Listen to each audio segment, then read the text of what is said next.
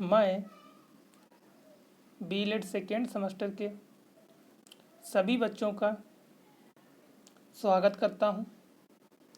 आज मैं आप लोगों को ट्रिग्नोमेट्रिक आइडेंटिटी के बारे में बताएंगे।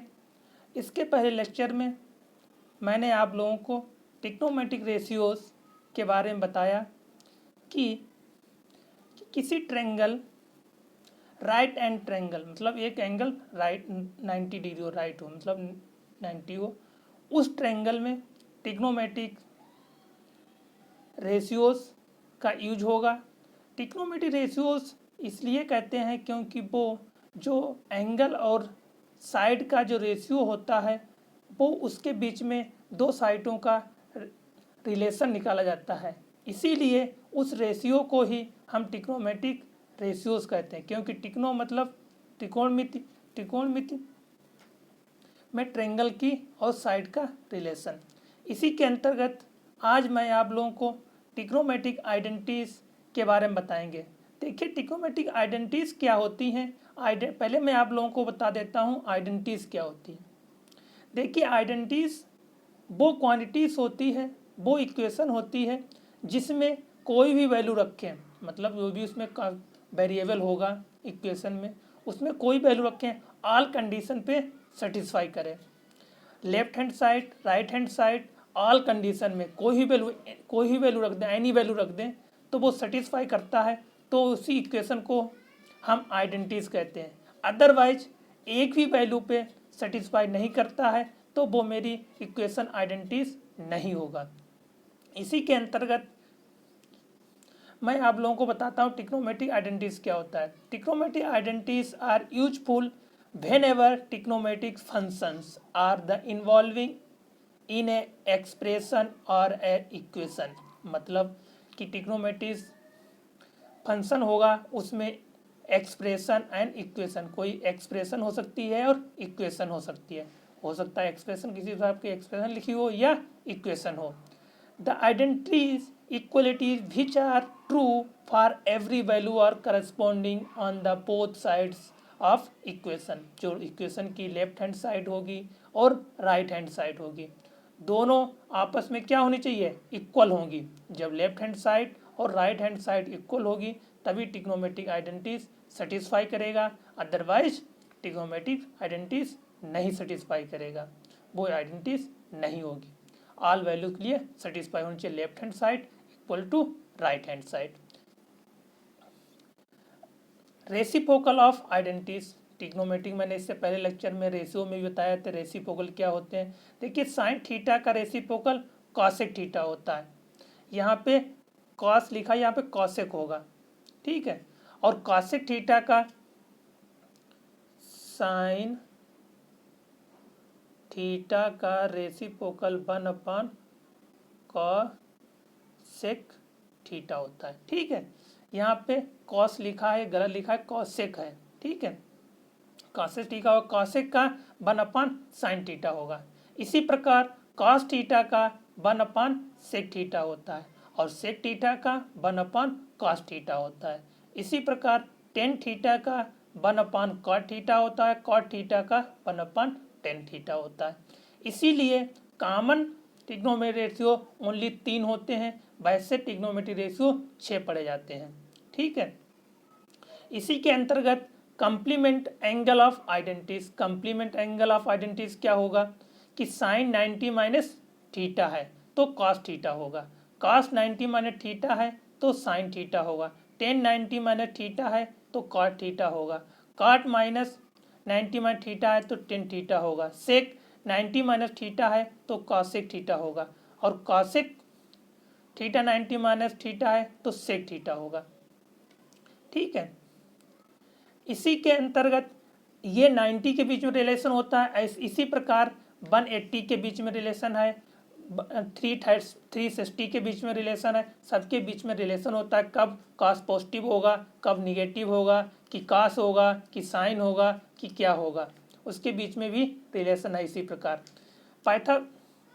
पाइथागोरस आइडेंटिटीज, पाइथागोरम या बोलो या पाइथागोरस बोलो, दोनों एक ही वर्ड होते हैं, ठीक है। Pythagorean identities sine square A plus cos square A equal to 1 होता है। इसी प्रकार 1 plus tan square A equal to cosec A होता है। Cosec square A equal to 1 plus cot A होता है। देखिए ये जो वैल्यू आती हैं ये पाइथागोरस थ्योरम इसलिए कहा गया है क्योंकि ये जो वैल्यू निकालते हैं पाइथागोरस की हेल्प से निकालते हैं। जैसे कि मैंने एक मान लिया राइट हैंड ट्रायंगल ले लिया, एक राइट हैंड ट्रायंगल ले लिया जिसमें हाइपोटेनस है वो सी के बराबर है, और मैंने परपेंडिकुलर मान लिया ए और बेस मान लिया बी। यहाँ पे जो थीटा एंगल है वो एंगल इस पॉइंट पे है, ये पॉइंट, ये थीटा एंगल मान लिया मैंने। ये पॉइंट मान लिया ए और ये बी मान लिया और ये सी मान लिया। बी पे 90 है, ए और सी पे थीटा एंगल है। तो पाइथागोरस की हेल्प से पाइथागोरस थ्योरम कहती है कि बेस का स्क्वायर परपेंडिकुलर का स्क्वायर इक्वल टू हाइपोटेनस का स्क्वायर होता है। इसी प्रकार A square plus B square equal to C square हो जाएगा। मैंने जो इक्वेशन आई है इस इक्वेशन को सी स्क्वायर से डिवाइड कर दिया, सी स्क्वायर से डिवाइड कर दिया, left hand side and right hand both side में डिवाइड कर दिया। तो A square upon C square plus B square upon C square equal to C square upon C square.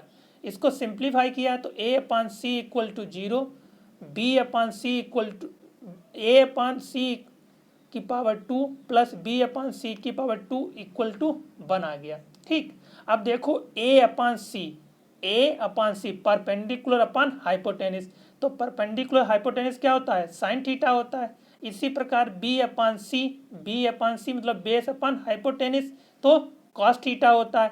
तो इसका मतलब क्या हो गया, cos square sine square plus cos square equal to 1।